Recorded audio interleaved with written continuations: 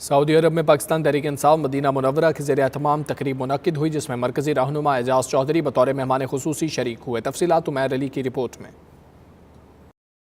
پاکستان تحریک انصاف مدینہ منورہ کی جانب سے تقریب کا اہتمام کیا گیا، جس میں مرکزی رہنما اعجاز چودھری سمیت کارکنوں کی بڑی تعداد شریک ہوئی۔ تقریب سے خطاب میں اعجاز چودھری نے کہا کہ وزیر اعظم عمران خان ملک و قوم کا درد رکھتے ہیں اور ملک کو درپیش چیلنجز سے نکالنے کے لیے بھرپور محنت کر رہے ہیں۔ انہوں نے کہا کہ پی ٹی آئی حکومت IMF سے قرض لینے کے لیے گزشتہ حکومت کی کرپشن کی بدولت مجبور ہوئی۔ اس وقت مہنگائی کی وجہ سابق حکمرانوں کی کرپشن ہے، جنہوں نے ملک کی دولت کو دونوں ہاتھوں سے لوٹا۔ عمران خان کو کوئی اقتدار کی جلدی نہ کبھی تھی نہ اب ہے، نہ وہ اقتدار کو محض اقتدار کے لیے رکھنا چاہتا۔ روز کہتا ہے کہ اگر مقاصد پورے نہ ہو سکے تو مجھے یہ اقتدار نہیں چاہیے۔ 5 سال کے بعد وہ خیبر پختونخوا کہ جو کسی کو واپس لے کر نہیں آتا دوسری دفعہ، اس خیبر پختونخوا کے اندر عمران خان کی پارٹی، آپ کی پارٹی نے 2/3 اکثریت۔